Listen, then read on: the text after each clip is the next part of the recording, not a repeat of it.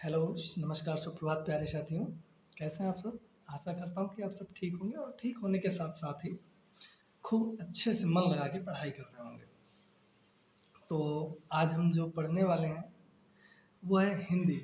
हिंदी हिंदी हमारी मातृभाषा है और हमें पढ़ने में भी सबसे अच्छी लगती है हिंदी भाई, क्योंकि हमारी मातृभाषा है और हम देखा जाए तो सबसे अच्छे से हिंदी को ही जानते हैं। तो चलिए, आज हमारा जो टॉपिक होगा वो होगा हिंदी व्याकरण।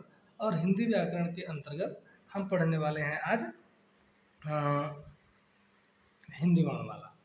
हिंदी वर्णमाला, अब हिंदी वर्णमाला के अंतर्गत हम क्या क्या आता है आज उसको पढ़ते हैं।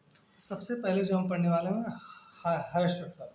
हर्ष स्वर जिन स्वरों के उच्चारण में कम समय लगता है। हर्ष स्वर क्या होता है? जिन स्वरों के उच्चारण में कम समय लगे, मतलब जैसे अ, ई, उ, ऋषि, ये सब हर्ष स्वर के अंतर्गत आते हैं। इनको हर्ष का मतलब ही होता है कम, निम्न, छोटा, कम, मतलब कि जिन स्वरों के उच्चारण में हमें कम समय लगता है उनको हर्ष स्वर कहा जाता है। और दीर्घ स्वर दूसरा स्वर है, दूसरे नंबर का है दीर्घ स्वर। दीर्घ स्वर किसे कहते हैं? जिन स्वरों के उच्चारण में अधिक समय लगता है, हर्ष स्वर के बिल्कुल उलट।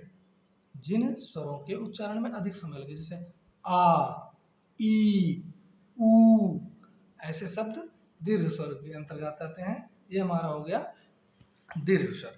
अब चलिए देखते हैं आगे क्या होते हैं हर्ष स्वर।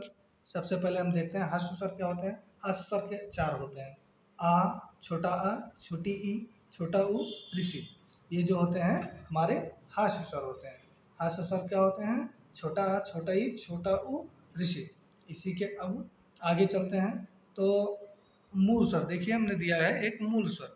मूल स्वर क्या होते हैं? इन्हीं हर्ष स्वर को ही मूल स्वर कहा जाता है। कभी कभी पेपर ऐसे पूछ भी लेता है कि हर्ष स्वर का दूसरा नाम बताइए, या ऐसे भी पूछ लेता है कि निम्नलिखित में से मूल स्वर कौन से हैं। उसमें दे देंगे आपको ऑप्शन ई, बड़ा आ, बड़े ए, औ, ये सब दे देंगे। तो बहुत सारे लोग कंफ्यूज हो जाते हैं कि हर्ष स्वर तो आई है, उनको लगता है कि है ही नहीं, तो नॉन ऑफ दी अगर ऑप्शन रहता है उसको लगा देते हैं, बोलते हैं कि प्रश्न गलत है। लेकिन ऐसा नहीं होता है, वो मूल स्वर को ही हर्ष स्वर कहा जाता है।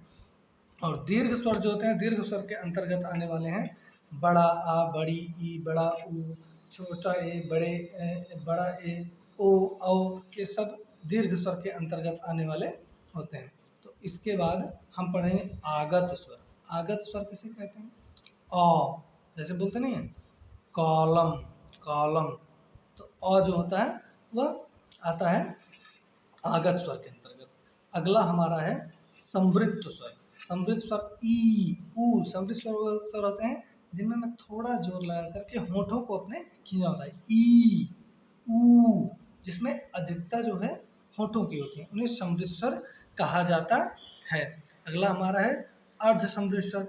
इसके ठीक उलट, समृद्ध के ठीक उलट, जैसे उसमें ई, उ था तो इसमें अर्ध समृद्ध में होगा ई, उ, जिनमें होठों का उपयोग हो लेकिन कम समय के लिए हो, वो अर्ध समृद्ध स्वर कहलाते हैं। अगला हमारा जो टॉपिक है विवृत। विवृत स्वर जो होता है ये होता है बड़ा आ, बड़ा ए, बड़ा ओ, आ, ए, ओ, कंठ के साथ साथ आपको ज़्यादा समय का, मतलब अपने वाणी पे थोड़ा जोर लगा के जिनको बोलना पड़े वो विवृत स्वर होते हैं।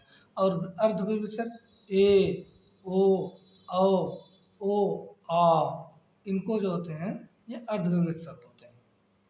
चलिए, अगला जो हमारा टॉपिक है वह स्वरों की संख्या 11 और व्यंजनों की संख्या 42 होती है। देखिए, हमारे हिंदी वर्णमाला में कुल मिलाकर 52 स्वर और व्यंजन होते हैं। कितने? 52। 11 स्वर और 11 स्वर और 42 व्यंजन, तो कितने हो गए? कुल मिला के 52 हो गए। अच्छा चलिए, एक लॉजिक है, जैसे बहुत लोग भूल जाते हैं या कभी कभी होता है, तो उनको याद कर लेना। अगर उनको ABCD मतलब अंग्रेजी वर्णमाला के अक्षरों की संख्या याद है तो उनका होता है कितना? टोटल 26। तो 26 का दोगुना होता है हमारे हिंदी का, मतलब 52। कितने होते हैं? 52। ऐसे ऐसे कोई पूछ भी लिया था पेपर में कि स्वरों की संख्या कितनी होती है और व्यंजनों की संख्या कितनी होती है, या पूछ लिए हिंदी वर्णमाला में कितने संख्या होती है। चलिए, अगला हमारा जो है स्पर्श व्यंजनों की संख्या।